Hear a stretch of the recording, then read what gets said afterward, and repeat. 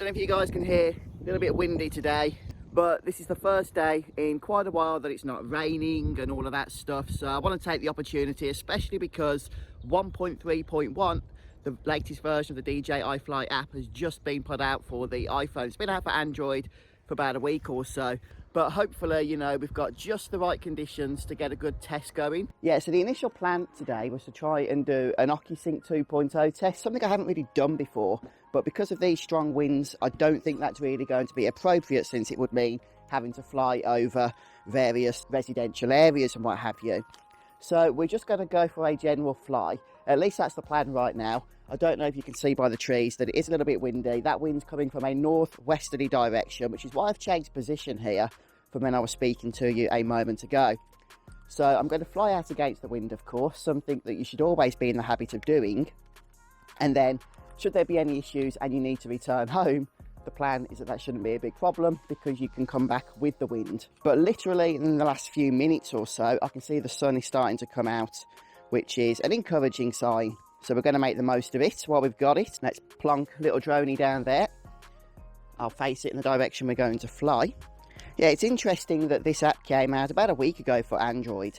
But with the Android version of the app, you can download it directly from within the app itself, whereas Apple does not allow that to happen for any of its app developers.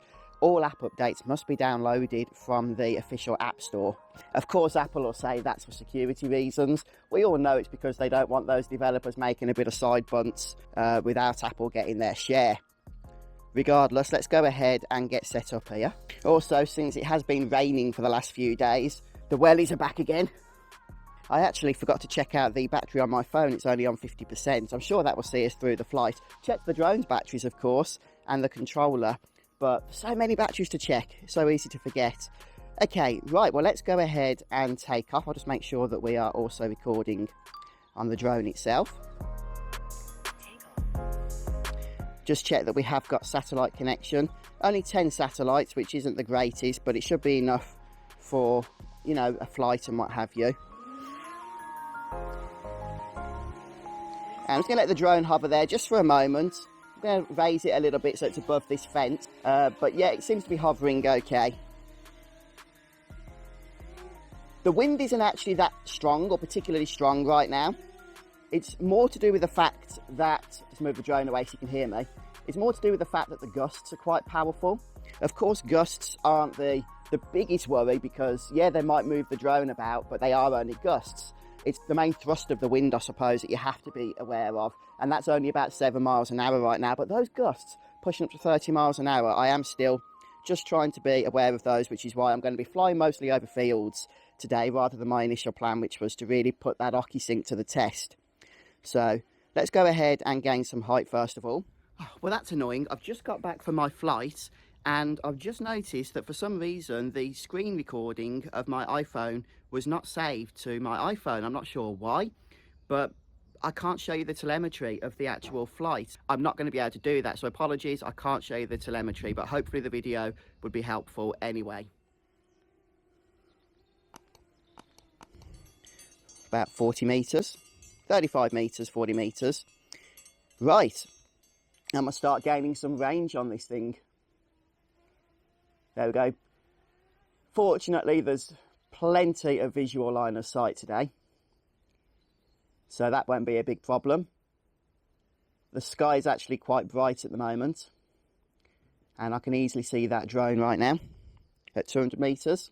So first things first, I do like to just check that the compass is still calibrated after having various issues with it in times past, as you guys that have been following my channel will know about. So at 335 metres, I can still see that drone just hovering in the sky. My controller, my RC, is pointed directly at it there. We are getting those strong wind warnings, but I can see that the compass is accurate.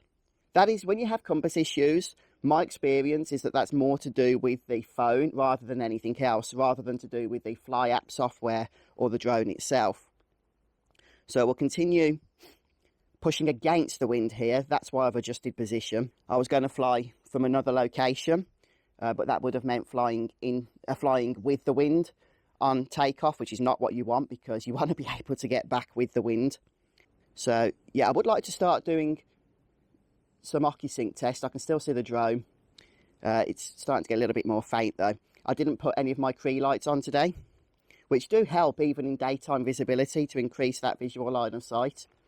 But I wanted to do an Ocusync test. I probably will at some point, but I do want better conditions than we currently have. General stability so far under 1.3.1 here on iPhone seems acceptable anyway.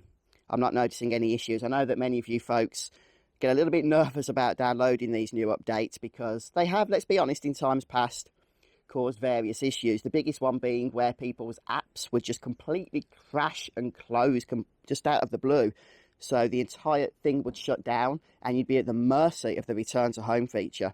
That reminds me, one thing I do like to try and do is just check my settings are still as I expect them to be. So auto return to home altitude 60 meters, that's fine. Sometimes when you update the app, you can actually find that many of your settings have been changed or put back to the default values. And some of those values are not particularly helpful. Return to home can be very low, for example. And especially in this environment where you can see all these trees, it's not going to be a good thing, is it, if we're going to be flying through them. Now, you can also see on the compass interface, on that telemetry, that the drone is pivoted and banking right over to the left-hand side. And that is happening quite drastically. That is again because of the wind that we're currently facing. So even though we're only 40 meters, which isn't particularly high in altitude, but if we turn it so that we're into the wind, then that seems to play quite an important role in just removing that banking. So I'm not going to fly any further now because that is starting to push the limits of VLOS. Let's start bringing it back a bit. So as I say, now we should be flying with the wind, which will allow us to just make sure that we retain control of our drone. So we're currently flying at about 3 meters per second. So despite the fact that according to my app we're supposed to be flying with the wind there, it is struggling a little bit. I do want to try and maybe just knock that into sports mode. That should just give the drone a little bit more oomph, because I tell you, this is a little bit nerve-wracking. I'm glad I didn't fly over any houses today. Right, we do seem to have that speed back up again, so I'm just going to drop it down to normal mode. And we're getting very close again to my land, to my field, so I'm just going to start lowering the altitude a touch. And yeah, 2.4 meters a second. The drone's barely moving in normal mode. Popping it into sports mode makes a huge difference. It really does. Here we come. See. Yeah, I was a little bit nervous then because those winds, honestly, the Mini 2 is such a small drone. It really is such a small drone that you cannot underestimate the wind enough. You really can't. It's supposed to be rated, I think, up to something like 28 miles an hour. And in normal mode, this thing was struggling. It really, really was. Okay. All right, well, we're back home, safe and sound. And actually, I'm very dry, but that drone is very wet. So clearly it's been raining wherever we've been flying. I don't know if you guys can see this. I'm not feeling any rain in the air whatsoever. I don't know how that's coming through. But there's water and rain all over the top of the drone here. So hopefully, you know, that's okay. As far as I know, we've not got any rain forecast for this particular hour.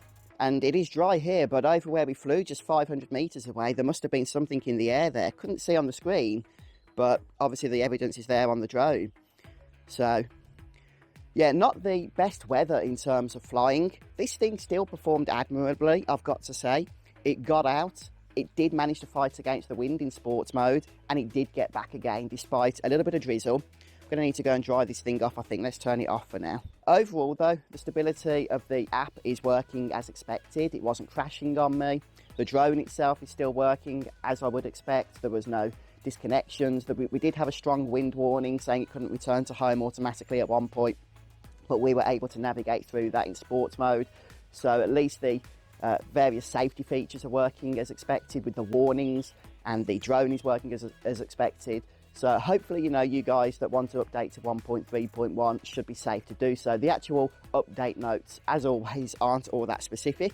Simply saying various stability increases or updates. I'm not sure exactly what that means, but that's what we've got.